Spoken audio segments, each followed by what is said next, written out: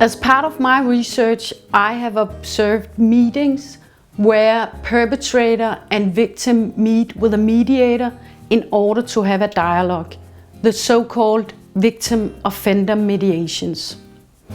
What I observed was that the air was thick of specific moral expectations to what was assumed to happen, to what roles the parties were expected to fulfill. The perpetrator was expected to play the role as the sinner. He was regretting, repenting, and assuring the other participants of his plans of a non-sinful life in the future.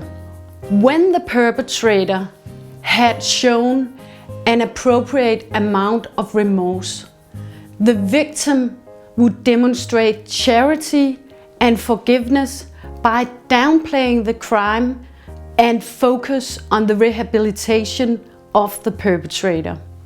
When this kind of absolution scenery was played out, the participants expressed redemption and released when I interviewed them after the mediation session.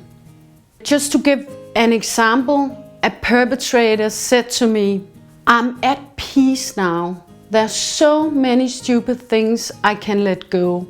A kind of relief. Why does this make people feel released?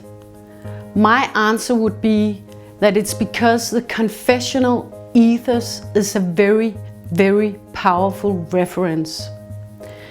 This cultural pattern based in Christian roots that structures what we expect from people in this session, what we find to be natural when somebody have committed a crime or a sin, you could say. This truth-telling, that it's liberating and exonerating to uncover one's sins, is, for instance, handed over by the language. We talk about speaking one's mind and pouring out one's heart as exactly liberating and exonerating. On the backdrop of these observations, it's my opinion that it's very important that we do not only approach mediation as a matter of addressing the needs of the parties, but also to look at what kind of ideas, of needs, of self-perception, of truths are actually produced and reproduced by the very mediation unit itself. This was just a very brief introduction. You can read more about my research and my publications by Googling my name, Ida Helene Asmussen.